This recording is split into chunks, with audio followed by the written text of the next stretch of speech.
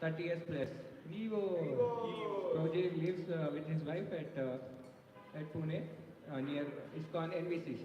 Let us all welcome Prabhuji by loudly chanting Hare Krishna Mahamantra. Hare Krishna, Krishna Krishna, Hare Hare, Hare Rama, Rama Rama, Hare Hare.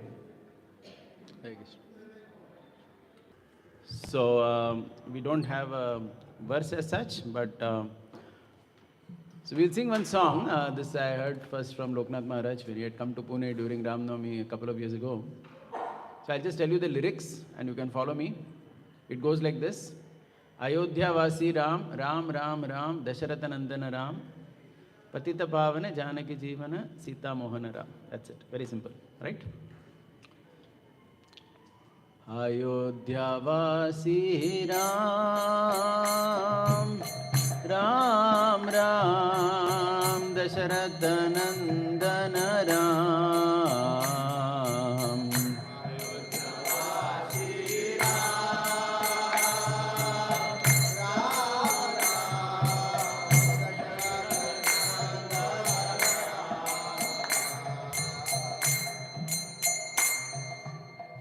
Ayodhyavasi Ram, Ram Ram, Dasharatha Nandana Ram. Ayodhyavasi Ram, Ram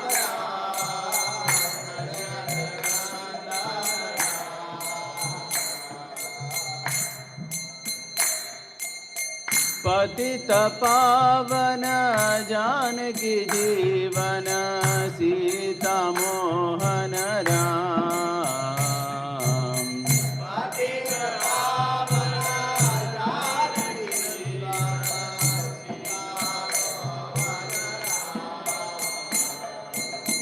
पतित पावन जानकी जीवन सीता मोहन राम।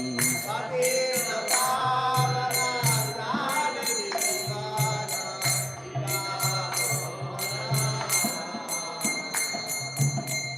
अयोध्यावासी राम, राम राम, दशरथ नंदन राम। अयोध्यावासी राम, राम राम,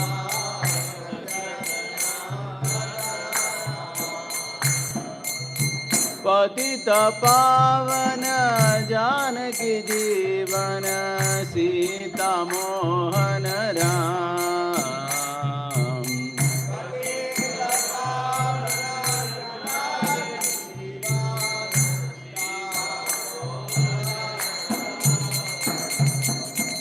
अयोध्यावासी राम, राम राम, दशरथ नंदन राम।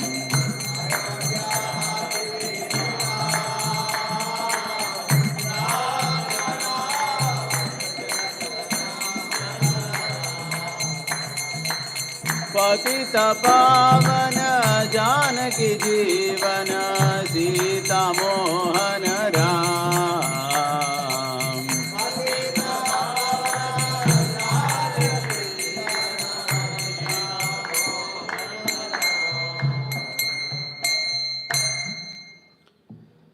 ओम विष्णुपाद परमहंस विगाचार्य स्तोत्र शत Shri Shrimad divine grace अभय चरणा अरविंद भक्ति वेदांत स्वामी श्रील प्रभुपाद की ग्रंथराज श्रीमद भागवतम की all glories assembled devotees, all glorious assembled devotees, all glories to assembled devotees, all glories, all glories, all glories to Shri Shri Guru and Shri Gauranga. उमज्ञानतिमिरन्दस्य ज्ञानाञ्जनशलाकया चक्षुरोन्मिलितं येन तस्मै श्रीगुरवे नमः।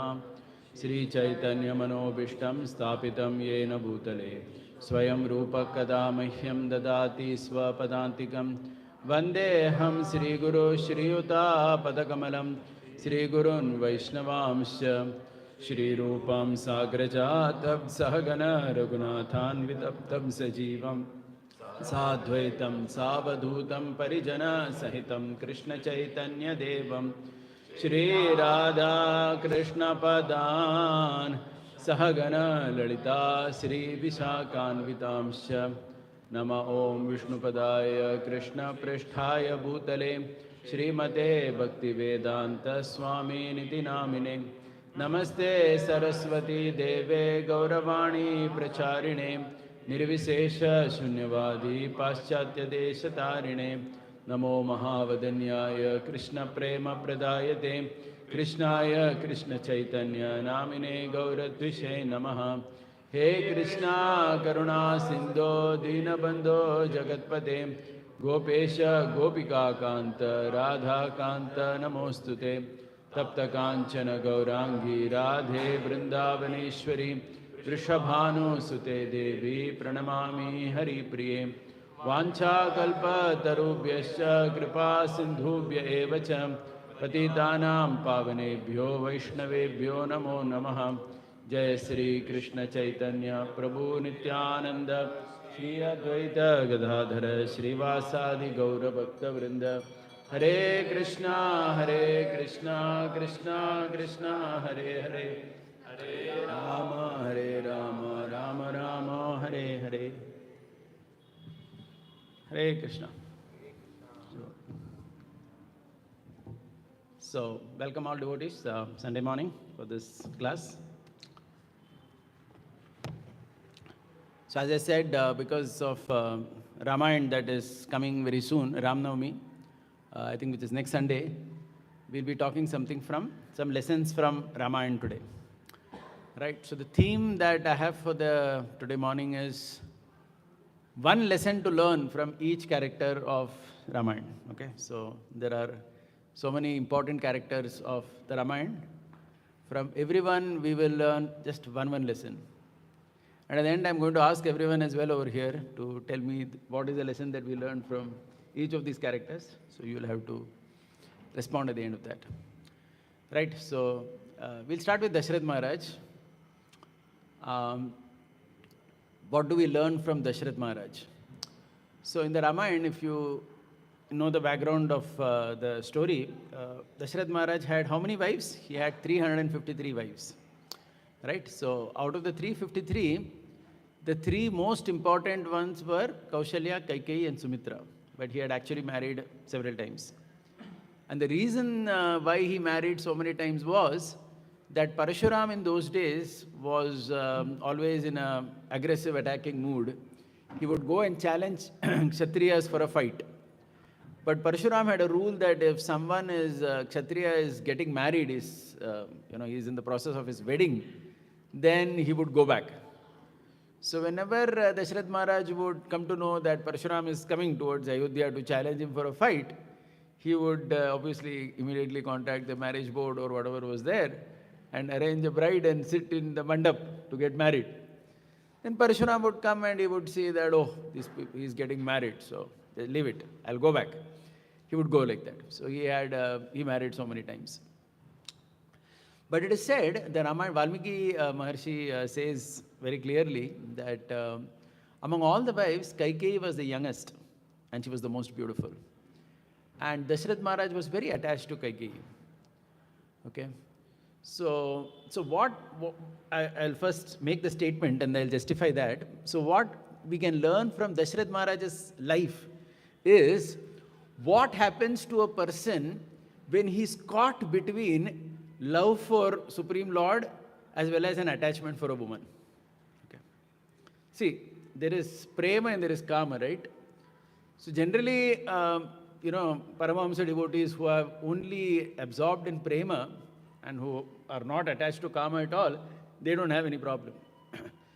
But if somebody is stuck in the middle, see, that's the reality of this world. At least through the character of Dashrath Maharaj, we are learning that lesson. Okay, so, because at a higher level, we know that these people are all playing particular character, right, as desired by the Lord. Right? They may not be like that, but in the character, they are playing that role. Just like in a drama, someone plays a particular role, then you have to speak about the role they are playing. Okay, he himself may be something else, but in that drama, he's playing the role. So for Dashrath Maharaj's role, what we learn is, what happens to us in this world when we are caught between obsession for a woman and love for God, and we are stuck in the middle of that, right? Then we are, then what happens basically is your intelligence get clouded and you start making mistakes. Okay, so let's try to understand from the character of Dashrath Maharaj how he made mistakes in this particular context. Okay, so you'll have to understand some background story as well. So the background story is when Dashrath Maharaj had married Kaikeyi, before the marriage, he promised her father, Kekeya, father of Kaikeyi, that whichever son born from Kaikeyi, I will make him the king. You understand? See, that time, this was much before the children were born. So Dashrath Maharaj thought, anyway, I don't have any sons. If Kaikeyi gives me a son, no problem, I'll make him only the king. But then later what happened was, 4 sons were born. Okay? And there was Rama, Bharata, Lakshmana and Shatrughna. And Rama was the eldest, and without a doubt, he was Supreme Lord, and even otherwise he was the most qualified of all. So it was but obvious that he had to become the king. But Dashrath Maharaj had in his mind, oh, I have promised this person. So how to do that? But he did not know how to, get out of that. And he did not tell that to anybody. See, Dashrath Maharaj's life is a life where there was so much of troubles that he encountered, which he all kept within himself, which he never told anyone. Just like, there's the other story also, right? When Dashrath Maharaj kills the Shravan Kumar, right, accidentally, thinking that to be an animal or something, he was cursed that you will also die in separation from your son, right? By the parents of that Shravan Kumar. That also he never told anyone. Can you imagine? So there are many incidents in his life which he kept within himself only, which he did not tell openly. So that's why it is said, and also he was very much attached to Kaikeyi without a doubt. So it is said that in great hurry he arranged for the coronation. When Bharat had gone to Kaikeyi to meet his maternal uncle, Dashrath Maharaj thought, chalo, tomorrow only we will arrange the coronation and make Ram the king. He kind of did it very abruptly. See, this was all with the background of that fear. I have promised, what will happen? So before anybody comes to know, let's fatafat, do the ceremony. So that before anyone comes to know what has happened, Ram has become king. So he was in that anxiety mood. And then later we know when Kaikeyi asked for the 2 boons, saying that Ram should go to the forest and Bharat should be coronated, Dashrath Maharaj, again, if you see very carefully, he thought he's stuck. Actually, he was not stuck. Okay, so in the commentary of the story, all the acharyas, they explain that Dashrath Maharaj could have easily told Kaikeyi, Arey, my dear wife, this kingdom which is there is not my personal property, that I can just give it to anybody I want. Right? You want 2 boons, right? If you want something from me, I can give you. You want my personal property, something, I have my, whatever, gold ring, my chain, you want something, my personal property I can give you. But the kingdom is not considered the king's personal property. So, if he had a clarity of mind at that time, Dashrath Maharaj could have told Kaikeyi, I have to seek permission of Vashishta Vamadeva, my rishis. And whatever they say, that only will be done. It is not that I can, make a unilateral decision, the kingdom should be given to anybody. Who will be the king is a matter of public concern. And the sages are there in our kingdom, and I have to take their advice. But he thought he was stuck. Okay. Now, if you again go into this whole thing and understand why he thought he was stuck, it is because the intelligence got clouded at that time. And he was thinking that I am stuck, but actually he wasn't. And why do you think his intelligence was clouded? You'll have to again go back to this fundamental thing. When you're caught between the attachment for the woman and you love God as well, so you're just stuck over there. You don't know.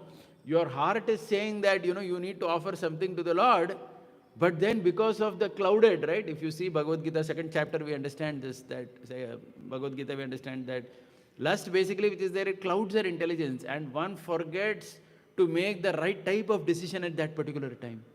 So Dashrath Maharaj thought, I am stuck, without actually being stuck. And he thought that now I am stuck only, I can't do anything. I have promised this woman whom I love a lot, and at the same time, I love Ram, I want him to be the king, so I just don't know what to do. Okay. So see, it's an amazing life if you see. It's not just that end thing that happened. His whole life was like that. His obsession with Kaikeyi was very obvious. He loved her more than anything because she was the most young and beautiful of all. And at the same time, he loved Ramachandra more than anything in his life. Okay. So what happens to a person if you want to know what happens to a person when he's caught between obsession for a woman and love for God, then you can see that character played by Dasharatha. You can see that. You will understand, oh, this is what happens. You just get stuck, your intelligence is clouded, some decision making goes wrong, and because of which at the end, you feel that, I have made some blunders in life without understanding how to come out. And you're not even sure how to share your problems with others, right? So this is one lesson we can learn from his life. It's a very powerful lesson though, right? Okay, so this is about Dasharath Maharaj. Now let's take some other character. So we will take his prime queens, that is Kaushalya, Kaikeyi and Sumitra, to understand, something that we can learn from each of them. Okay, so now first we will start with Sumitra. She's one of my, she's a very amazing lady. From Sumitra, one lesson if you have to learn, it is how to be an ideal mother. Why like that? Because it is said Sumitra had two sons, Lakshman and Shatrughna. And both her sons were basically, Lakshman was serving Lord Rama and Shatrughna was serving Bharata. Understand? One was serving the Lord and one was serving the Bhagavata. This was Sumitra's life. And Sumitra was very happy also with that. See, there is a beautiful verse in the Ramayana, Valmiki Ramayana. I'll recite that, you can repeat after me. This verse is spoken by Sumitra Devi to Lakshman. When is she speaking this? When Lakshman comes to touch her feet before going to the forest, along with Rama. Right? Lakshman comes to touch Sumitra Devi's feet to take her blessings. That time Sumitra Devi says this verse. Please repeat after me. Ramam Dasharatham Vidhi Mam Vidhi Janakatmajam Ayodhyam Atavim Vidhi Gachatata Yata Sukham. Can you imagine this lady, how she speaks? She tells Lakshman, Ramam Dasharatham Vidhi. Henceforth, my dear son, Rama is only your father, Dasharatha. You will see, when you see Rama, you should not see him as just your brother. See him as Dasharatha. Mam Vidhi Janakatmajam. See, a mother, she's saying, when you see Janakatmajam, that is the daughter, Janaki, you have to see me in her. Ayodhya Matavim Vidhi. The forest where you are going now, that is your Ayodhya now. Gachatata yata sukham. In this way, be very happy in life. See, like this blessing she gives and he sends her son out. She's not lamenting, she's not thinking that, oh, what is this? Why you have to go? Ram only has been sent now to the forest for 14 years. You can be comfortable over here. Why is it that you have to simply keep going behind him? No, nothing like that. Okay? So Sripad Ramanujacharya, in his commentary to this verse, he says, every woman should be like Sumitra. She should be very happy to give her sons in the service of the Sampradaya. So like that he says. So just like every woman should learn from Sumitra Devi that let my son basically, serve the Supreme Lord or serve the Bhagavata. Because both her sons were servants. One was servant of the Supreme Lord, one was servant of the Bhagavata Bharata. Right? So she's a very, very powerful lady. And this is one lesson that we can learn from her. Okay? How to be a ideal mother. This is the lesson that we learn from Sumitra Devi. Good. Next, Kaikeyi. What do we learn from Kaikeyi? From Kaikeyi, we learn that there is always this tendency in the living entity to be carried away by some, situation. Okay. See, please try to understand, Kaikeyi was fundamentally not an evil lady. Fundamentally, she wasn't. She loved Ram actually more than anything. Okay, if you see the Ramayana, she never made any distinction between her son Bharat and Kaushalya's son Ram. She was not like that. Fundamentally, she was an amazing character. It was just that circumstantially she got influenced by Manthara's association. Manthara comes and feeds all this poison to her, but she got affected by that. And because of it, she took such a harsh step of, throwing all her ornaments out. In fact, it's considered very inauspicious in Indian culture for a woman to throw all her ornaments out and, open her hair. Of course, nowadays that's the fashion, but in traditional system, it is very considered very, you should have your hair tied up and all that. So, to throw all your ornaments out and just to lie like that. It's very inauspicious. But she did all this just because Mantara fed her that poison. And it was very circumstantial. Circumstantially, she got affected by her. So this is a very powerful lesson that we can learn from Kaikeyi, all of us also. That we all of us, all devotees, we have good intentions, we have sincerity, everything.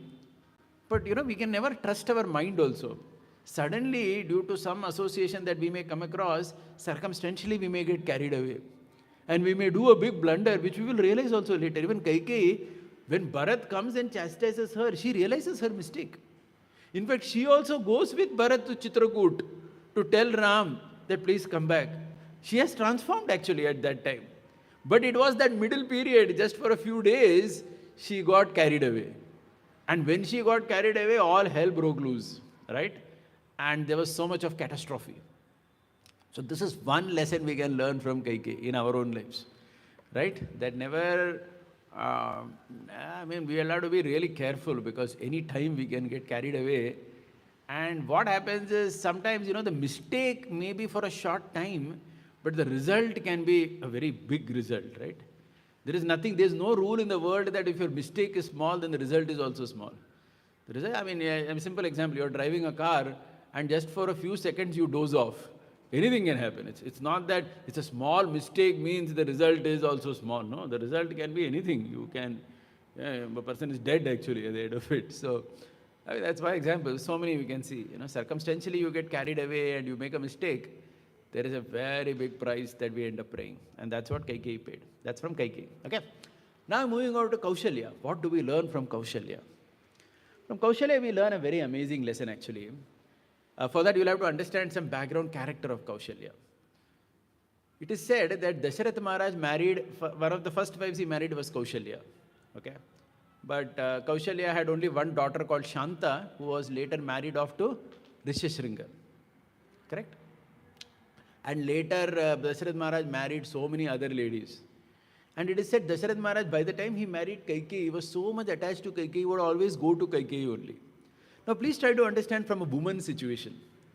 Just imagine a woman, she is getting married to someone, and that person, he has so many other wives also. Later, he keeps getting married. So, obviously, this woman will get very less time. Correct? So, the Ramayana very clearly states that Kaushalya, see her character, one lesson that we can learn. Even in such an adversity, see, it's a very big adversity. See, nowadays most women, obviously they have only one husband, but their major complaint always is that this husband is not giving me time. If you generally see, right? Perhaps most of you are young here, you don't have experience, but those of us who counsel and all that, we know this fact, that a major complaint of any woman is that this husband doesn't give me time only. Right? He's always busy in his own world, he doesn't give me time. This is a complaint of most ladies. Now you can imagine how much complaint Kaushalya would have had. Correct? Because first of all, she had one husband and that husband had 352 other wives. And he was most attached to that last one, Kaikeyi. So you can imagine how much attention he would have given to this lady. So it was a very adverse situation from her perspective as a woman. But the Ramayana makes it very clear that Kaushalya, she did not have any complaint because of this. She was completely engaged in dharmakarya, it is said. Okay, dharmakarya means like various yagyas, various gurukulas, various wonderful causes in the kingdom. That means that adversity which is there, which was in her life, she transformed that to something very positive in terms of her contribution in society. Instead of making, being very cranky about it, being upset, this, that, she completely dedicated herself, to the service of Ayodhya Vasis. In fact, her only complaint with Dasharatha Maharaj, and that is why she got Rama as her son. Okay, so in fact, if you see carefully, Rama is Murtiman Swarup of Dharma, right? And Rama will not take birth from any woman like that unless she is literally Dharma personified. And that is Kaushalya's characteristic. In fact, even when Rama is about to go to the forest, when he goes to take blessings from Kaushalya Devi, she basically blesses him by saying that, you always stay on the path of Dharma and Dharma will protect you. She says like that. she gives a very powerful blessing at that time to Ramachandra. So this entire dharma is the main thing that we can learn from Kaushalya. Even in very trying situations, she was the personification of dharma in her own life. Okay, without any complaint in all her situations. As I said, her only complaint with Dasharatha Maharaj was that he sent Ram to the forest. That she didn't like, obviously. But other than that, she did not have any complaint that you don't give time to me and this and that. Nothing. She was completely engaged in her dharma karya. And because of that, such a great personality like Lord Rama appeared from her womb. So this is one very powerful lesson we can learn from Kaushalya Devi. That we may also have some trying circumstances in our life. Instead of cribbing about it, one engages oneself in some dharma karya. And by engaging in dharma karya, you are perfectly satisfied and happy, even though certain things in your material life may not be going on very well. And that result will always be very good. As we see in the life of Kaushalya Devi. Right? Now, having seen Rama and the three queens, one lesson we learned from all of them, we will go ahead now to the four sons. Okay? Rama, Lakshmana, Bharata, Shatrughna. And let's see what we can learn from each of them. From Rama, what we can learn. From Lord Rama, of course, there is so many things to learn. But one of the most powerful things about Lord Rama to learn is how to give Sharanagati, the process of Sharanagati. Rama, it is considered, the entire Ramayana is considered a Sharanagati Grantha. Because it is basically showcasing the power of Sharanagati. Sharanagati means complete surrender. Okay? And Rama is showing by his example how he accepts the surrender of his devotees, Sharanagati. Okay? And the classic story, one of the most powerful verses is when Vibhishan comes for Sharanagati. Correct? If you know the story, when Vibhishan comes along with 4 Rakshasas to do Sharanagati to Lord Rama, initially Sugriva and all those people, they are all very, very cautious. Ram is asking all of them, what is your opinion? Should I accept Vibhishana? And then Sugriva, he says that, he has ditched his own brother. How can we, take him? Correct? He says all this. There is a very beautiful verse in Ramayana where, Ram, so sensitively he speaks to Sugriva. See, Sugriva, what he's saying, he's telling that this fellow has ditched his brother. But in some sense, even Sugriva did not have a great rapport with his brother Vali, right? In a way, if you see carefully. So you know how Rama replies to Sugriva? He doesn't say that even you did something similar to your brother. That would be very crude. Rama says, he says, looking at Lakshman's face, Lakshman is standing near, he looks at Lakshman and he says, not every brother is like Bharat and not every friend is like you, he says that. If you see, in terms of psychology of presentation, it's something amazing. Okay? He's saying not every brother is like Bharata. And when he says that, there is another brother of his who is standing next to him. Who is that? Lakshmana. So he's looking at him. There is an assurance given that I love you as well like anything. But here I want to take the example of Bharata. Not every brother is like Bharata. And not every friend is like you. You are such a great friend, he tells Sugriva. So it is said that Sugriva understands that, even I have not been a great brother. But Ram doesn't tell that directly. You see the style of presentation of Rama. And then he says that if any living entity, even once he says, I'm yours, I accept him completely. Okay? Ram says that. If someone comes and says, even once, that I am yours, O Rama, I accept him. That is Sharanagati. Right? Once if you go and tell Ram, I am yours, please accept me. And that time, then Ram tells Sugriva, go and see who has come. Yediva Ravana Swayam, even if it is Ravan only, suppose there is a misunderstanding and someone feels that actually it is not Vibhishan who came, but it was Ravan only who came for Sharanagati, don't again come back and ask me permission that now Ravana has come, should we accept him? Yediva Ravana Swayam, even if it is Ravana who has come over there, just bring him directly to me right now. Okay? Just bring him. I'm there to accept him. See, this is the power of Sharanagati, the principle of Sharanagati. Now, if you see, in the Rupa Goswami's listing of 64 qualities of Supreme Lord, one of the qualities is that he gives shelter to surrendered souls. And if you see carefully, that comes in the first 50 qualities. It indicates that every living entity also has to give Sharanagati according to his ability. You understood? I'll give an example. Just like in the Mahabharata, we see that Yudhishthir Maharaj, when he was going to Swarga Rohana, that time the dog was there with him at the end. And it is said that when Indra comes and says, come, he says, even this dog should come. He says, why? Dog and all is not allowed here. And this is not some Bangalore or something, you bring dog here to the house or something. So, our Yudhishthira Maharaj says that, Arey, but this dog has taken shelter of me. He has been coming all along. How can I leave him like this? So it was a test to Yudhishthira to see whether he is demonstrating the principle of Sharanagati. You understand this? And Ramayana teaches some very powerful lesson. It teaches that if you cannot give Sharanagati to someone, even the Lord doesn't give you Sharanagati. It's a very powerful lesson. I'll tell you in which context it is. It is in the context of Ram killing Vali. Because a question can be asked, why did Ram hide and kill Vali? Many times this question has been asked. Why did Ram hide and kill Vali? Why didn't he come in front and kill? There are many reasons for it, but Ramanujacharya gives a beautiful reasoning for it, which is in line with our discussion here. The commentary is that Ram did not come in front to kill Vali because Ram did not want to give Sharanagati to Vali. Somebody may say, my God, why like that? Huh? Because it is said, Vali did not give Sharanagati to Sugriv. Okay, so if you go back in the story, if you know, Vali and Sugriv had gone to kill that Dundubi, right? That Rakshas. And Vali went inside the cave. And for a long time, Vali did not come out. And there was a lot of sound from the cave. So finally, what did Sugriv do? He took a big boulder and he put it on the cave, thinking that Vali is dead. And he did not want the demon to come out. And Sugriv went, and then everybody said, you only become the king. He sat on the throne. Then finally, after some days, Vali comes. And Sugriv is overjoyed, honestly, to see that his brother is alive. But then, just someone can give me a cup of water, please, if you don't mind. Possible. So, Vali is what is his name?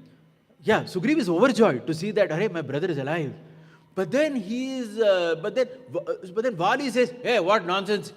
You tried to kill me and you wanted to take the throne? I'll kick you out of the kingdom. Sugriv apologizes. He says, it was a mistake genuinely that I did. Please forgive me and give me shelter. Vali says, nothing doing, get lost. And he kicks him out of the kingdom and he usurps his wife as well. We know the story, right? Ruma takes her over. So, now try to understand this. Did Vali give Sugriv Sharanagati? No, he did not.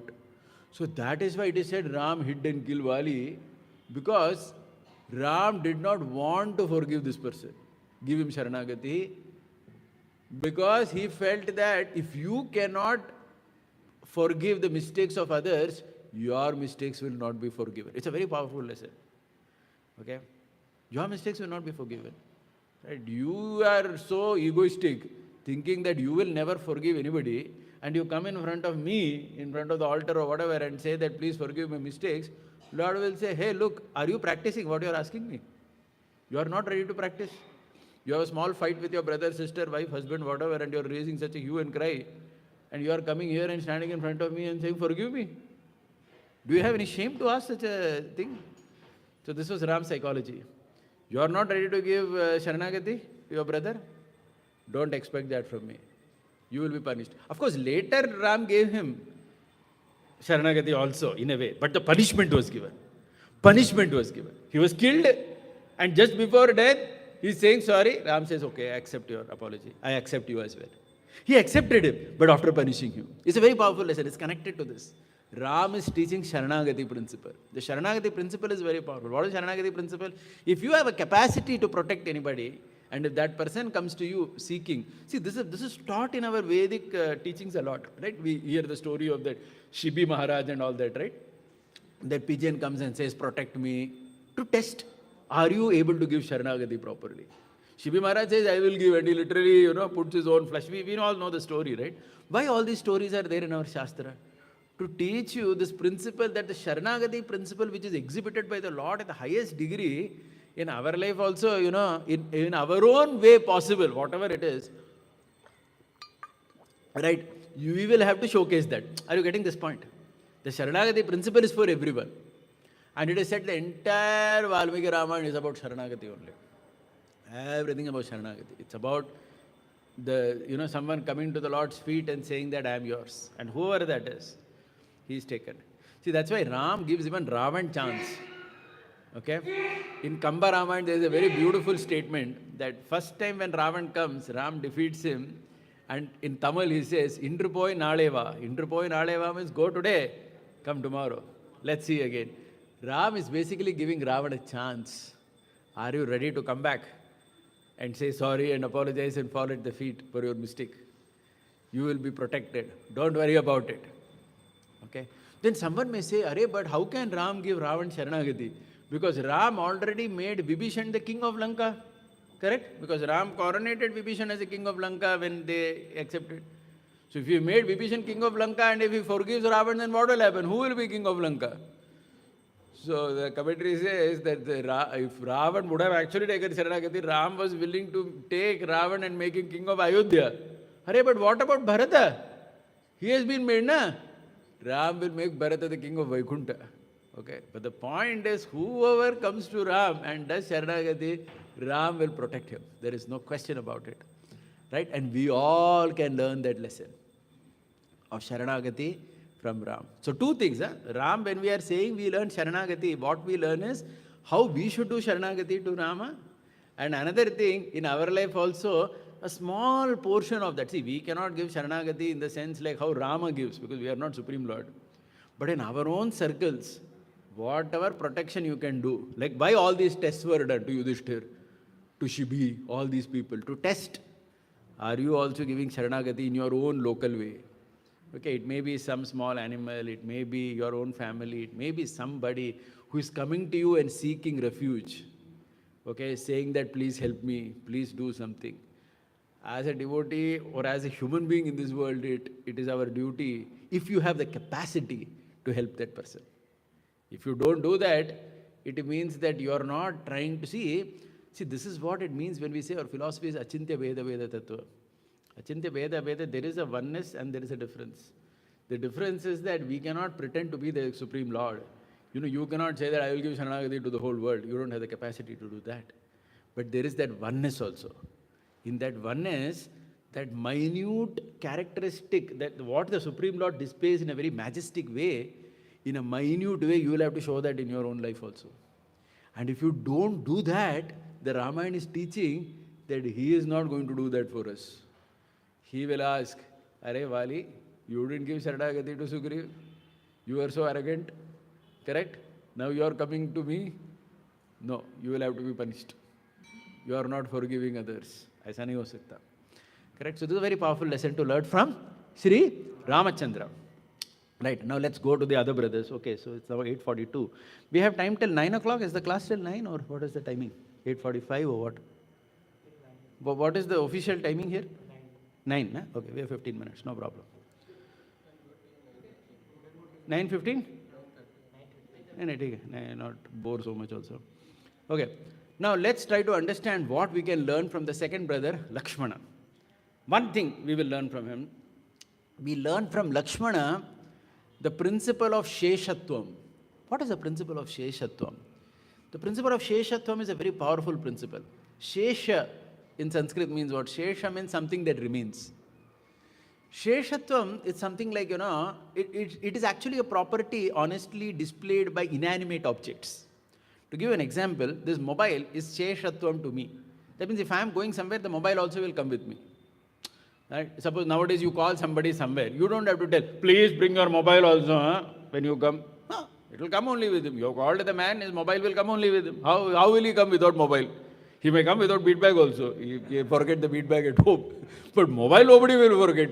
Without mobile you can't do anything. So mobile is exhibiting the characteristic of Sheshatvam. That means it is like a insignificant servant of the master. Wherever master goes, this fellow will also come with him. This characteristic is displayed by Lakshmana towards Supreme Lord. So the idea is, we should be like a Shesha to the Supreme Lord. That means we should be like an insignificant, inanimate servant of his, without any ego, anything. So how does Lakshman describe that? See, it's a beautiful thing.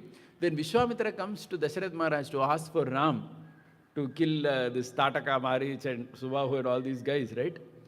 It is said that Vishwamitra is asking for whom? He is asking only for Ram. Can you imagine? He is not asking for Ram and Lakshman. You look at the verse. Saputram Raja Shardhula Ramam Satyaparakramam Kakapaksha Shura Kakapaksha Dharam Shura Jeshtam Me Dhatu Marhasi. Oh, Dashrath Maharaj, I want your Jeshta Putra Ram. Why do I want him? Because I have to fight with all these people. And when Dashrath Maharaj is lamenting that I don't want to give him to you, he's lamenting about Ram. Una Shodasha Varsho Me Ramo Rajiva Lochanaha. He's just 16-year-old. Why do you want him? But then we know Vashishta convinces, no, you should send Ram, don't do this. Vishwamitra Maharshi is there, he will protect him, don't worry. Then what happens? This person, Dasharath Maharaj, he calls for Ram. He sends somebody, come on, call Ram. Ram is called, but who comes with him? Lakshmana. You understand the whole background? Vishwamitra, did he ask for Lakshman? No. Did Dasharath lament for Lakshman? Saying that, how can Lakshman also, Did he call for Lakshman? No, if you see the verses, nothing. The whole talk is about Ram only. But who comes behind? Lakshman. This is Sheshatva. He is exhibiting himself as an insignificant servant. I am just insignificant servant of the Lord. Wherever he is, I am there. And this he shows throughout the Ramayana. See, there is a very beautiful verse. I'm not even going into, there are many, many examples of Sheshatvam shown by Lakshmana, but I will just take one example. Okay. See, Sri Jagannath Baldev Subhadra Mai ki jai.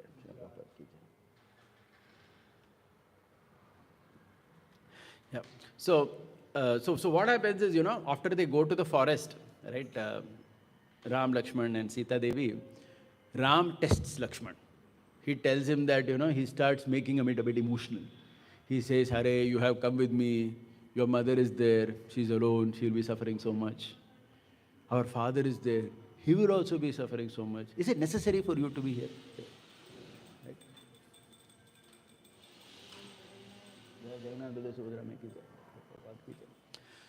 So he says, they'll be suffering so much. Why don't you go back? It's okay. You need not stay with us. You can go back. At that time, how Lakshman, there's a beautiful verse. I'll recite this verse. You can repeat after me. Nacha Sita Tvaya Hina Nachaham api Raghava Muhurtam api Jivavo Jalan Matsya Vivod Udritau Ivodatau.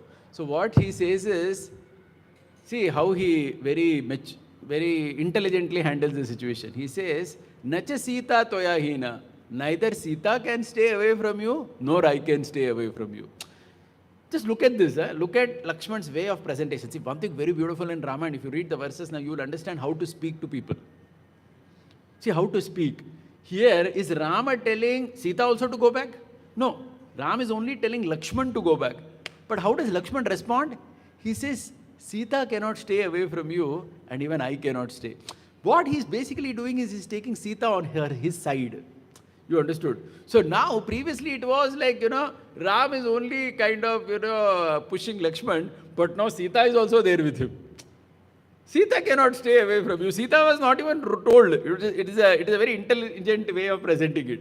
Just like Sita cannot stay away from you, even I cannot stay away from you. Muhurtam api jiva, even one muhurta I cannot be away from you. Just like Jalav Matsyan Ivodadav. We say this, right, that Matsya, fish cannot be out of water. This example Prabhupada gives, right, always. The example is coming from here in the Ramayana. Lakshman is saying, just like fish cannot be out of water, right? I cannot be like that. So basically, he is exhibiting throughout the Ramayana this property of what? Sheshatva. Just like an inanimate object, completely insignificant servant of the Lord. So one lesson we have to learn from Lakshman, it is this. How to be an insignificant servant of the Lord. That means in front of the Lord, how are we? We are all insignificant. We are like this inanimate object only. We don't have any very big individuality, existence, nothing. Okay? Just like, when the Lord goes for a procession somewhere, we all know, right? All devotees also go behind. It is not that we are also invited. Come on, everybody should come behind him. No. The Lord is only going, but all the insignificant servants as we are all like that Sheshatvam. He is going, we are all behind him. That's it. It is not that we are invited, we have to go. Nothing. Insignificance. This is what we learn from Lakshmana. Okay, next. The next brother is Bharata. What do we learn from Bharata? From Bharata, we learn the principle of Paratantriyam. Now, what is Paratantriyam? Paratantriyam means complete obedience to the Lord. See, there is this principle of obedience to the Lord. Whatever He says, that will be done.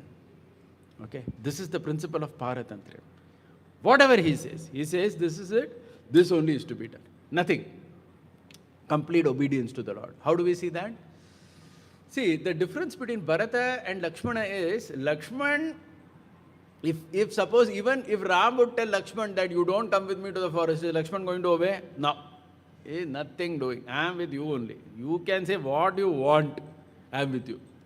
But Bharata, if you see, his characteristic is something different. He also wanted Ram to come back. Right? He goes to Chitrakoot to tell Ram, please come back to Ayodhya. Ram tells him, after a long dialogue, Ram basically what he tells him, he says, nothing doing. You have to be the king. And you have to rule according to the principles. Bharata obeys that. Bharata says, yes sir, whatever you say, ultimately your will be done. I don't want to be the king, I want you to come. But if this is your order, and if you say I must do this, then I have to do it. There's no question of disobeying you. There's no question of disobeying you. That is Paratantriyam. See, it's a different characteristic. Right? It's a different, lesson to be learnt. How to be completely obedient to the Lord. Okay, this is shown by Lakshmana. And in fact, there is a very great devotee by the name Vedanta Desika. He is in the line of Ramanuja. He basically says this characteristic of Paratantriya was also shown by Paduka Devi. See, who is Paduka Devi? Paduka Devi is the sandal of Lord Rama. See, in our Vaishnava philosophy, we know even the sandal of Lord Rama is a person, right? It's a personified entity. So it's called Paduka Devi. So Vedanta Desika writes that Paduka Devi was such a great Paratantriya, complete obedience. See, what kind of obedience? First, the Paduka Devi was in Ram's feet. Okay, then Paduka Devi went to the forest. Then Paduka Devi was told that now, then Bharat says, give Paduka, I will keep it on the throne. Then Paduka went on the throne. Can you imagine? Okay, from the forest went to the throne, and then after 14 years when Ram arrived, again went to the Lord's feet. See, that is Paratantriya. Complete obedience. Whatever you say. You have told me to come to the forest, I am in the forest. You told me to sit on the throne, I am sitting on the throne in your service. You again told me, now you come out of the throne. Not that now, I am sitting here for 14 years, how can you remove me? 14 saal ho gaya bhai. Mera bhi rights hai na, tenant rights they say. I am sitting here in this throne for such a long time. How do you please don't do that. Please allow me to continue for some more years. No, nothing. Again back to the feet. So he says, Paduka Devi, no one was as much Paratantri as Paduka Devi, Vedanta Desika, right? So basically, Paratantri. This is another principle that we learn from. Okay. The next one. The next brother is Shatrughna. So what do we learn from Shatrughna? From Shatrughna, we learn the principle of Bhagavata Paratantriya. See, Bhagavata Paratantriya means, that means you are completely Paratantra means we understand. In Sanskrit is a very simple word. Paratantra means like completely sold out or, subordinate. Like that it means, Paratantra. Paratantriya comes from that only. Bhagavata Paratantriya means you are completely sold out, submissive to Bhagavata. Okay? See, that is very difficult, especially when Ram is present. See, if you see Rama, Lakshmana, Bharata, Shatrughna, Lakshman was always serving Ram, and Shatrughna was serving whom? Bharata. See, it's more difficult to do that when Ram is there. See, because everybody will want to think, let me be servant of Ram only. See, who wants to see? Imagine, there is the Lord and there is Bhagavata. Two people are there. And you are getting an opportunity to be a Paratantriya. Most people, whose Paratantriya they would like to do? Honestly, Lord's. Like, you will feel, yaar, ye Bhagavat ke piche kyun jana hai, why? After all, he is also a living entity like me. Why should I be his Paratantriya? Bhagavan is there, I will be his Paratantriya only. In fact, that is why it is said his name is Shatrughna. Shatrughna means what? One who kills the enemy. The question is, how many enemies did Shatrughna kill? In whole Ramayana, one enemy he killed, Lavanasura. Is that why his name was Shatrughna? No. The reason is, attraction to Lord Rama was a Shatru for him, which he killed, so that he can serve the Bhagavata Bharata. You understood? That attraction to Rama was a Shatru.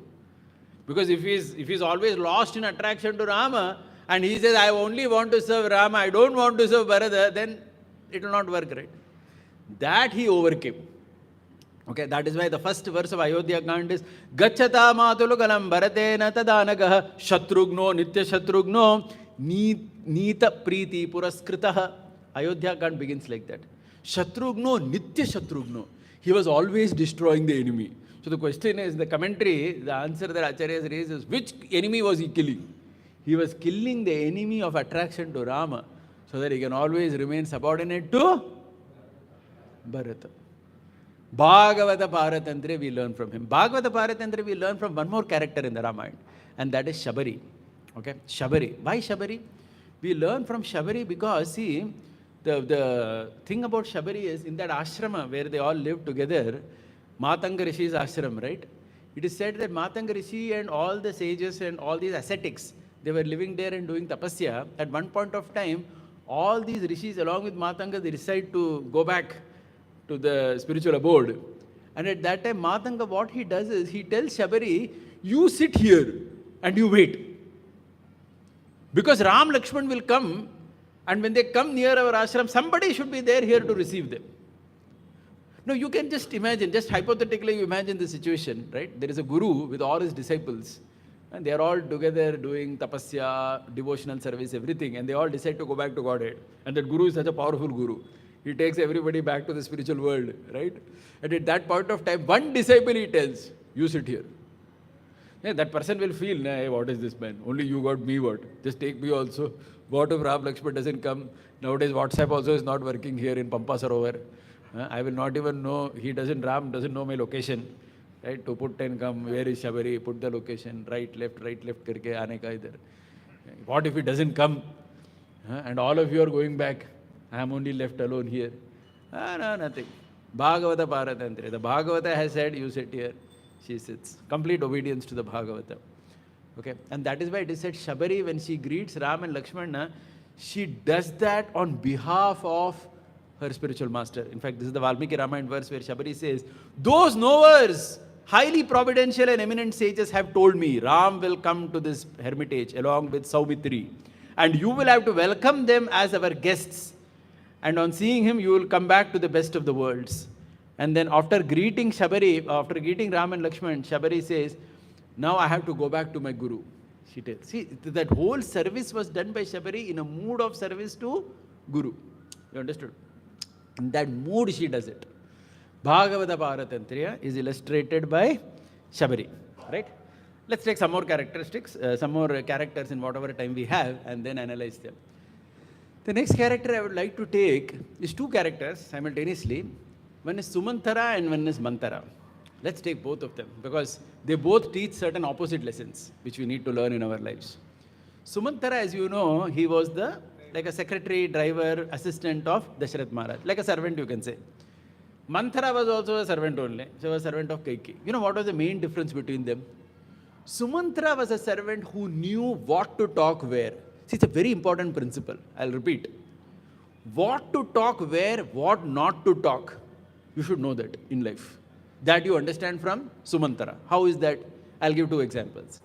First example is, it is said that when Dasharath Maharaj promised Kaikeyi, remember I told you earlier, he had promised Kaikeyi, the father of Kaikeyi, that your daughter's son will become king. This was done without Kaikeyi knowing it. Are you understanding? Kaikeyi didn't know about it. Imagine, had Kaikeyi knew about it, she would have insisted from beginning only, na, my son should be the king. She never knew this.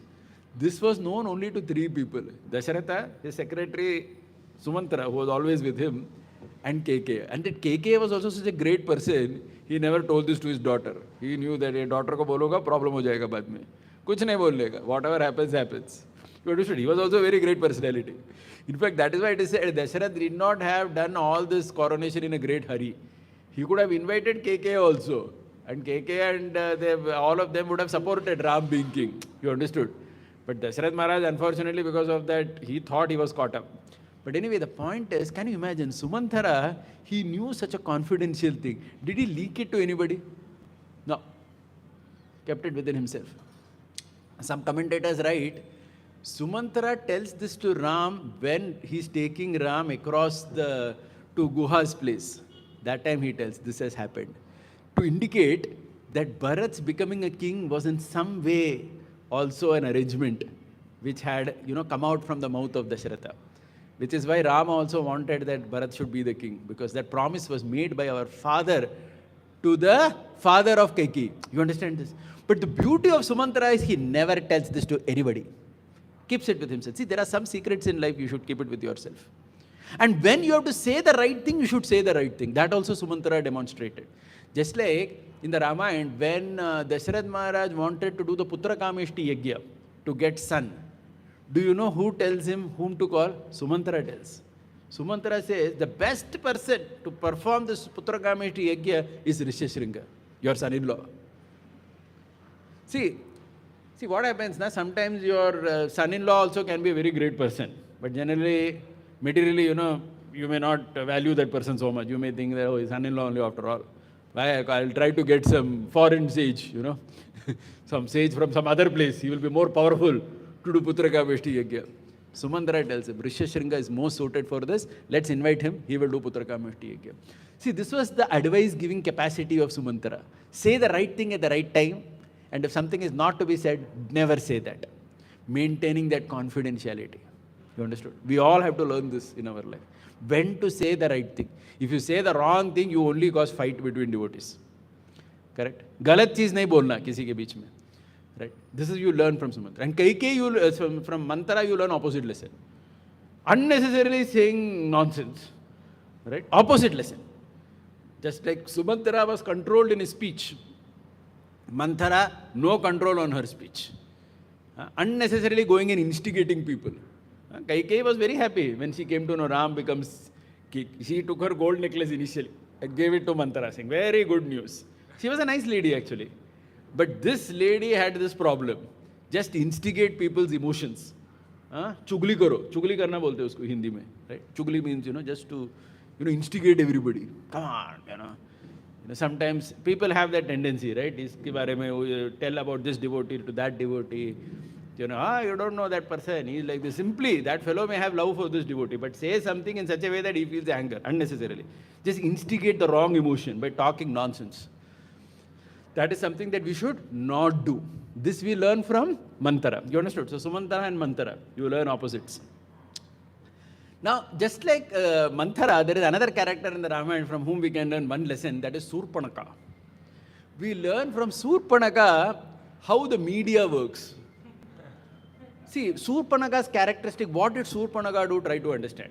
When Surpanaka goes to Ram and Lakshman, she goes, why she goes? Because she's attracted to Ram. Correct? She feels Ram is so handsome and this and that, I want to marry. Marry means just live in or whatever, right? Surpanaka is modern day lady. She's not thinking about marriage and dharma and all that. She's just saying, my enjoyment, I want to enjoy this handsome man, and she goes to him. But when her nose and ears are cut off by Lakshman, what does she go and report to Ravan? See, there's a beautiful thing in the Ramayana. She goes and tells Ravan, I went there to get the Sita for you, but these people cut my nose and ears. You see this? You see something, but you report something else. That is media. You understood? एक चीज देखने का दूसरा ही कुछ report करना. Just for your own nonsense. You understood? She doesn't have the honesty to go and say, I went to Ram because I was attracted. That was the reality. But don't say the reality. Say something else only. She was not concerned about Ravan's enjoyment, but she knew this person can be triggered only if you talk from his enjoyment perspective. Because see, Rakshasa knows another Rakshasa's tendency, right? He knows that if I say that, oh, I went because I wanted to enjoy Ram, Ravan will say, Arey, your enjoyment, why should I come in the middle of that? Get lost. Because he's also a Rakshasa only, a selfish guy. He is going to kick her out. So this fellow, this lady knows that very well. See something, report something else. Report something else. Report some other contrary view only. So that's what Surpanaka does. Okay, so this is what we learn from Surpanaka, right? How media works, how... That's why, sometimes they say also that all this news and all, sometimes it's very difficult to know the reality.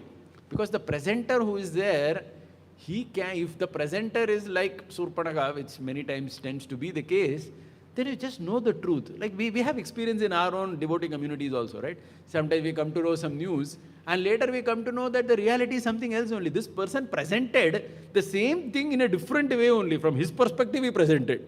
So I never understood what the reality is. Reality देखा तो कुछ और ही है. इसका presentation ही अलग था. So this always happens when the presenter is like Surpanaka. Right? We understand this from Surpanaka in our life. Right, so 9-5, so I'll just take one or two more. Okay. The next lesson we will learn is from Vali and Sugriv. What do we learn from Vali Sugriv? From Vali Sugriv in general, we learn how a bad devotee is. See, there is something. See, what is the difference between Ayodhya Vasi, Kishkinda Vasi, and Lanka Vasi? If you ask this question. See, Lanka Vasis are, most of them, other than Vibhishan and some few Dharmika cases, are outrightly Asuric. Correct? Ayodhya Vasis are all divine, by and large. Except one or two, maybe there. Like that Dobi was there, was criticizing Sita Devi. By and large, they are all divine people. Correct? There are divine and there are Asuric. Two extremes. Kishkinda Vasis are in the middle. How? I'll tell you. That means there is a tendency to go off track. But there is a tendency to want to serve also. See, if you see all the Kishkinda Vasi, like Sugriv also, if you see, what was his tendency? See, he promised Ram that I will serve you, friendship, immediately we will go and fight. But then what happens? The rainy season starts and he forgets. He just goes and drinks, enjoys. He is just, completely lost. And we know that story, right? Lakshman goes and chastises him, say, hey, come on, what man? You promised and what are you doing? Then he comes to his senses a little bit. Okay, so the point here is that Kishkinda Vasis, and Vali was a stronger example of that. He went a little ahead. See, Vali was also a very dharmic person. It is said that he would do Sandhya in every different ocean and all that. So many stories are there about Vali. But that tendency to go off track was always there strongly. And suddenly he would become like very cruel also, like how he became cruel to Sugriva. And Sugriva had that tendency, but in a much smaller level. He was not as bad because he was not as strong also. But then the tendency to go off track is always there. See, that's what a bad devotee is. What's a bad devotee? Bad devotee means, we have all good intentions to want to serve the Lord, but the tendency to go off track is also strongly there. Suddenly person goes off track only. Then the Guru has to come and catch the ear and pull him back, like Lakshman caught Sugriv and got him back. Come on, man. You promised Ram and now you are doing all the sense gratification over here. Come here. Serve the Lord now. So that tendency is there of the bad devotee to go off track. See, that is why they are all born in Vanara, like monkey. So the mind is very, very chanchala, right? It's not steady. Right? Monkeys generally, they don't remain very steady. Very, very unsteady character. So though there is some sincerity, but any time the person goes off track also. So this is a very important lesson we learn from Sugriva, from Vali Sugriva and the residents of Kishkinda by and large. Okay, we'll just take 2-3 more characters. The next character we will see is about this Rishi Vishwamitra, the Rishi Parashurama, and the Hanumanji. Okay. See, Parashurama, we learn something very good, which I'll tell first. One thing we learn from Parashurama. What we learn from Parashurama is that when you become irrelevant in life, make way for the next person. One lesson. I'll tell you how. See, what was Parashuram doing? Parashuram was always killing the Kshatriyas, right? We know the story of Parashuram. He was, with his axe, he was going around and destroying Kshatriya races because most of them had become adharmic. But the problem with Parashuram is he didn't know when he has to stop. When Rama gets married to Sita Devi and is coming back, that time he challenges Rama also. Hey, come on, take your axe, fight with me. Let's see who is powerful. Then Rama, what he does, he fights him, defeats him, and he basically politely tells him, leave this place. See, the point is that when Parashuram is in one sense denoting Rudra Shakti, destruction.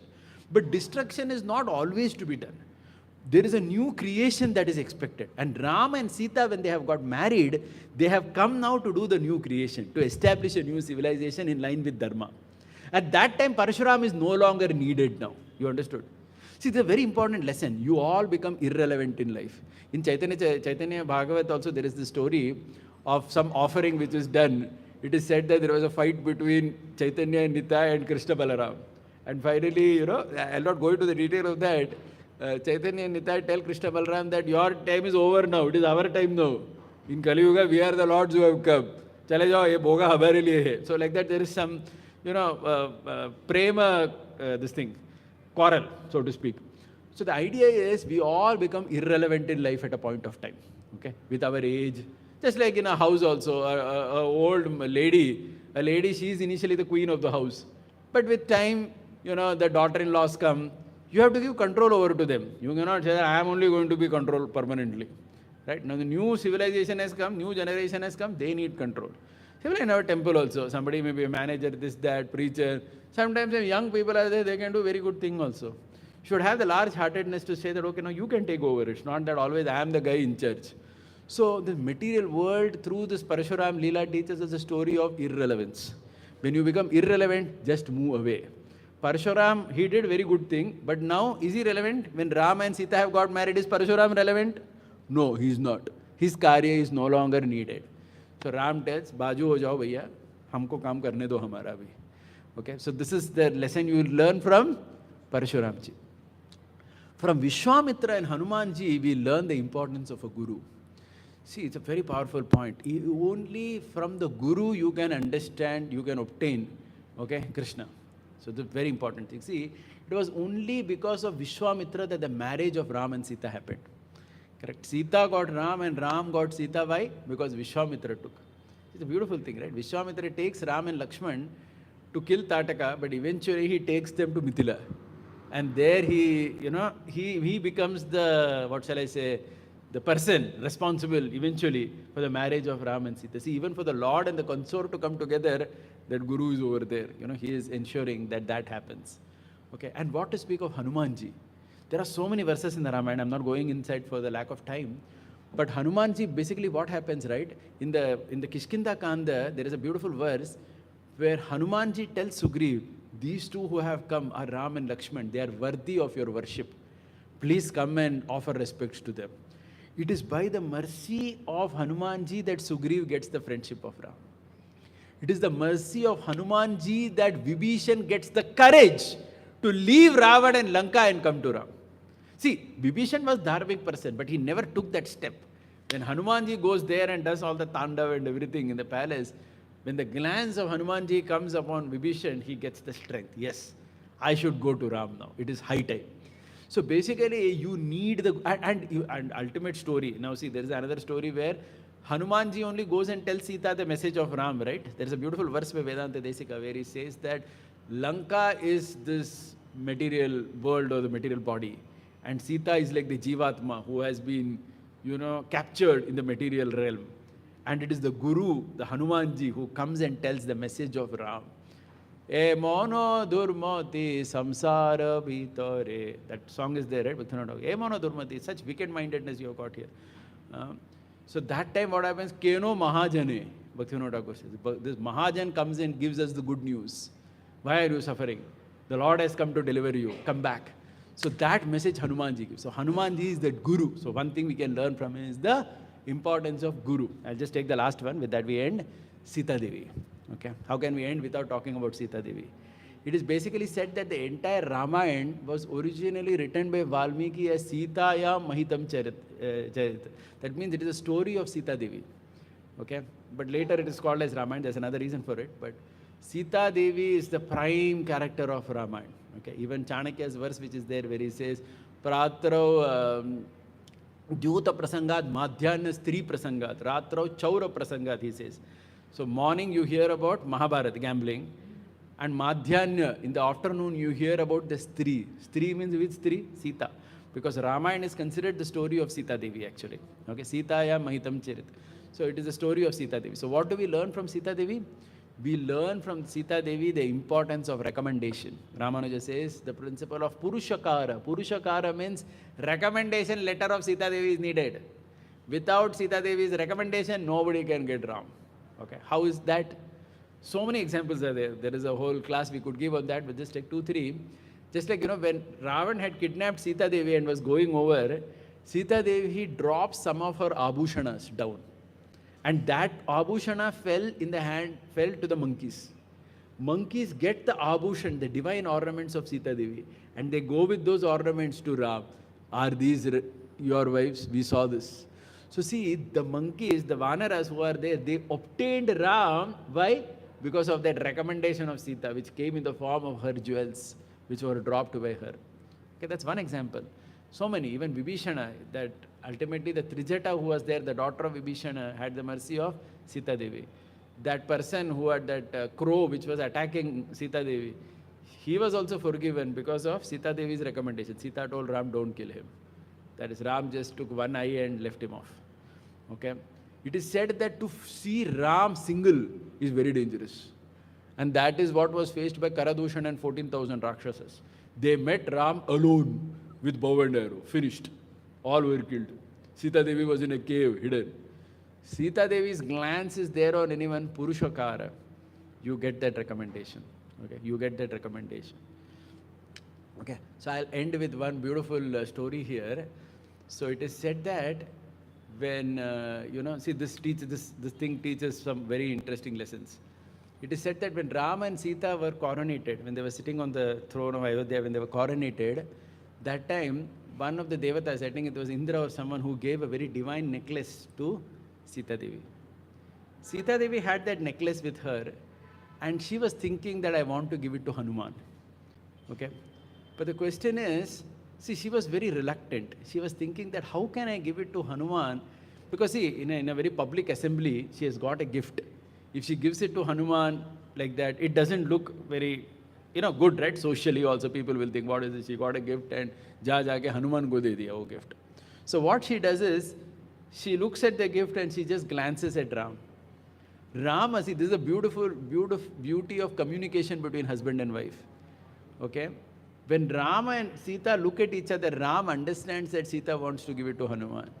So Ram announces, Hanuman, please come ahead. Sita Devi wishes to give you this gift. Okay, so the communication between the husband and wife happened in glance. Okay, and Ram made it very easy for Sita Devi to gift that necklace to Hanumanji.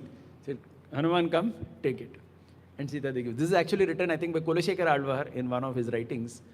It basically says the grace of Sita Devi, and it also, in a way, talks about the communication between husband and wife, which should be so powerful that it just happens over a glance. And the husband and wife are supposed to make it easy for each other to do something. Like the wife may want to do something, but she may be hesitant. So the husband here, Lord Rama, he makes it easy for her to give that gift to Hanumanji by announcing that Hanumanji, come ahead and take this necklace. Okay, anyway, but this is all recommendation. This is all the Purushakara of Sita Devi. Without Sita Devi, that's why we always worship Radha, Krishna, Sita Ram. We never approach the Lord alone, if you see, in our tradition, correct? We will never approach the Lord alone. Even when, like, if you go to the Vrindavan temple, Radha Raman, we call it Radha Raman. Only Raman we may see, but Radha Rani is always there in the heart. We address him as Radha Raman only. We will address Radha Krishna, Sita Ram, Lakshmi Narayan, together, never alone. Why? Her recommendation is needed. Unke recommendation ke bina humko nahi milega. Right? With that we end the day, and thank you very much. Just I'll quickly recap by asking you all, quickly you have to tell me in one line. From Dasharath Maharaj, what do we learn? Raise your hand, someone. Yes? We learn how the love of God and how the love of woman both contradicts and person becomes clouded by, it becomes clouded. Excellent. Thank you very much. What happens when you're caught between a love for a woman and love for the Supreme Lord? Okay? Very good. From Sumitra Devi, what do we learn? Someone, some ladies, please. Ideal mother. She says that Ram is your father now. Sita is your mother. Ayodhya is the jungle. Go and be happy, my son. What do we learn from Kaikeyi? Someone. Never trust your mind. Anytime, even with good intention, person can become Brahmit. What do we learn from Kaushalya? Never complain. Even in the most adverse situation, stick to dharma. Very adverse situation. Imagine, any woman should imagine Kaushalya's life. You have 352 competitors for your husband, right? And your husband is madly in love with the last one, Kaikeyi. Not coming to you only. No complaint. She completely directed to dharma. And she got dharma murtiman sarupa. Correct? Very good. What do we learn from Rama himself?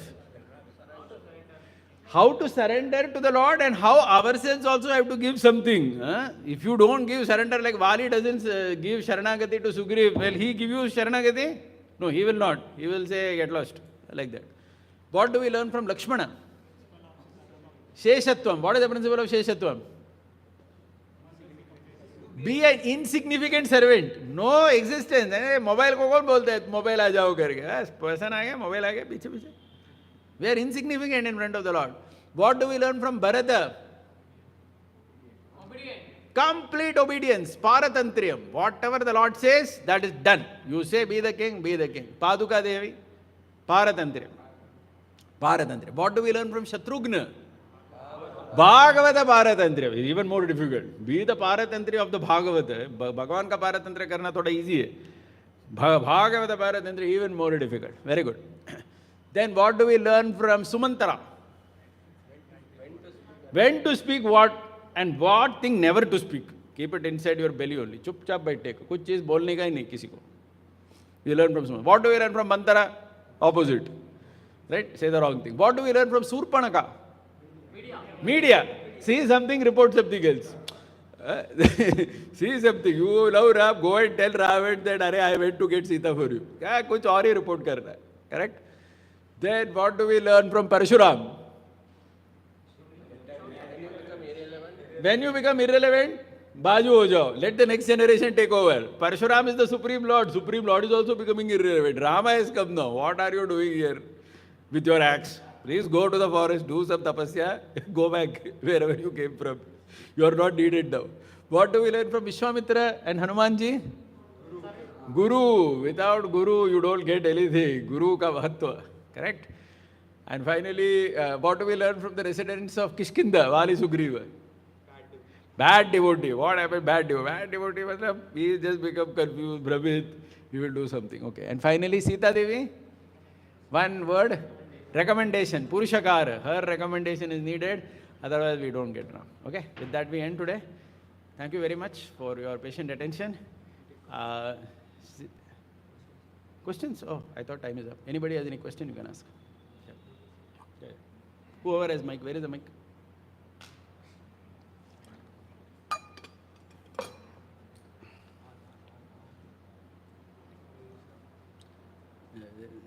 Everybody is hungry, so the mic is also saying, go and take pressure. My question is that, as you told, we have to give Saranagati as our individual level. How do we know that what is our level? Very good. See, according to our level means, see, how much ever, see, you have to give protection to a person based on your handling capacity also. Okay, handling capacity, I'll give you examples. Like, some people, you cannot, that's why there is a rule also that nobody can be a guru for as many disciples that you cannot handle. Like there is a principle of Rupa Goswami.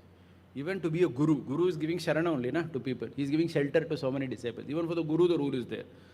That don't try to take disciples beyond your capacity. Because then you may not be able to protect everybody. See, everybody has a different capacity. See, we have to know our capacity. First thing in life is capacity. That is actually technically called Swadharma, what I am capable of doing. It is just like you go for a swim. Sometimes, there is a river you want to cross swimming. You should know your capacity. Can I swim this whole thing? If you cannot swim, then go just to a swimming pool and swim and come. If you can swim the river across, then you swim. So capacity, you should know. Otherwise, you can land in trouble. You cannot, if you give Sharanagati beyond limit, then you can, like we see the example of Indian kings, like Prithviraj Chauhan, that Muhammad Ghor came and said, sorry, please protect me, don't kill me. If you know the story, Prithviraj Chauhan defeated Muhammad Ghor and he captured him alive in 1192. That fellow said, sorry, please protect me. All his ministers told him, kill this fellow. Don't leave him. Don't give him Sharanagati and all. Kuch nahi hone wala iska. Next year he came and he defeated Prithviraj Chauhan. He killed him and he became the king. That is how India lost Delhi to foreign rule. First time Muslim rule came. Because of wrong Sharanagati. So we should also know, I cannot give Sharana. See, you should know what is your capacity to give. You have to give people only to what. So I think simple thing we can understand is, whoever are people around us, your parents may be there, correct? Some grihastha is there, your children, something around you. Maybe a dog outside your house also, or a cat or something. So in your own locality, in your own neighborhood, and all of us are preachers also. So as preachers also, you give shelter to people, right? You account. But then you should know your capacity as a preacher. Right? You cannot imitate another preacher. That person may be able to give Sharana to 5,000 people. You may not be. Just 5 people you can help. So you stick to it. So I think with time you should understand your capacity. It's very important. Understanding capacity is very important. That's a subject matter of Bhagavad Gita. Kshetra kshetrajna. Kshetra means capacity. I should understand what my field is capable of. I should understand whether I am competent, for example, to crack some IIT JEE or something. Then only. Otherwise, simply I go to Kota and study very hard. Nothing happens. So You should know your capacity at every stage of life. Yeah? Thank you. Yes, Prabhu. Prabhuji, you said that the Dashrath Maharaj gave that boon, like you said, that two vachan or something. Yeah. But it were known only 3 people. But how did mantra instigated that? No. That boon was known to everyone. See, Dashrath Maharaj gave Kaikeyi the boon. I will give you 2 boons, he said. Kaikeyi told that to Manthara. See, this is the problem. Kaikeyi had this habit of little loose tongue. गलत आदमी को बोल दिया. See, you should not tell secrets to the wrong person. Kaikeyi, what she did, while Manthara was once combing her hair or something, she said, you know what, my husband has told me I can take 2 boons from him any time. Manthara said, oh really? I will remember that very nicely. So you should not tell any secret to a wrong person. Kaikeyi did it. Kaikeyi only told that to Manthara. And then Manthara reminded her, hey, remember, your husband has given you 2 boons. Time to ask that right now. 1 boon sent Ram to the forest like that. Yeah. One more thing is that like Dashrath Maharaj kept everything to himself. Yeah. But he could have taken the help of sages also. He could have. That's what I'm saying. Na? When you are clouded by attachment to a woman, your intelligence gets clouded. See, Bhagavad Gita teaches, na, buddhi nashad. Your buddhi gets brashta. You are confused. You don't know what to do because of attachment. So he thought he's stuck. He was not stuck. See, that's why, from Dashrath Maharaj's life, we learn the second lesson also, that when you are in trouble, you should openly ask devotees also. You should confide and ask, I am in trouble, please help me. But we feel we are stuck. We feel, मैं फंस गया. कुछ नहीं कर सकता मैं. Dashrath Maharaj was like that. You understood? That's why he thought I am stuck. Actually, kingdom is not the property. In our Sanatana Dharma, kingdom is not the personal property of a person. The rishis decide who will become the king. You cannot decide just with your wife. It's not a private thing that you decide, I'll make him the king. ऐसा नहीं होता. Got it? Yeah.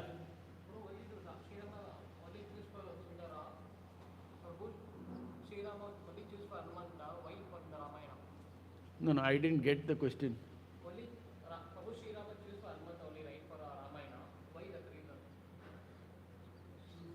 Choose means?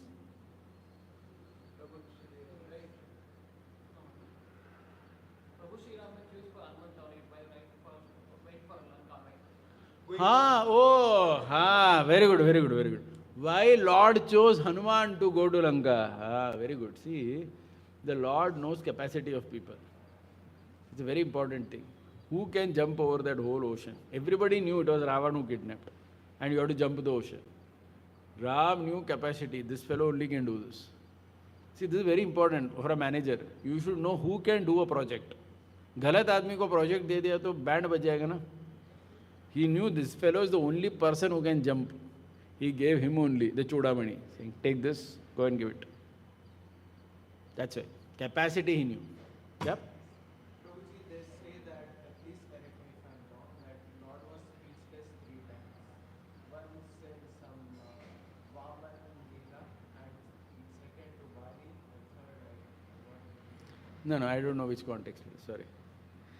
Vaman Bali. that Bali would also come for shelter, but you can assure, he would have even not come to fetch. No, Ram did not want to give Vali chance only. See, try to understand, it's a very serious thing. Ram felt if I come in front of Vali and Vali says, please give me Sharana, Ram will be caught. Because Ram's principle is what? Anybody comes and gives Sharana, you have to give Sharan. But if Ram gives Sharan to Vali, what does it prove?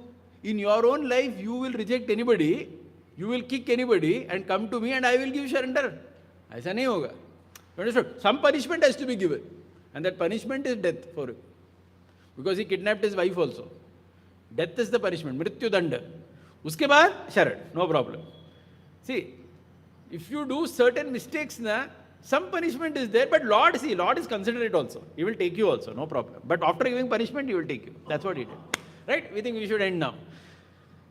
Shrimad Ramayan की जय, श्रील प्रभुपाद की जय, गौर भक्त वृंद की जय, निताय गौर प्रेमानंदे, हरे हरि बोल. Thank you very much. Hare Krishna. Happy Ram Navami in advance to all the devotees. Hare Krishna. Let us all thank Krishna Kishore Prabhu by loudly chanting Hare Krishna Mantra. Hare Krishna, Krishna Krishna, Hare Hare, Hare Rama, Rama Rama, Hare Hare. Devotees, can proceed for prasadam at their respective places. Thank you.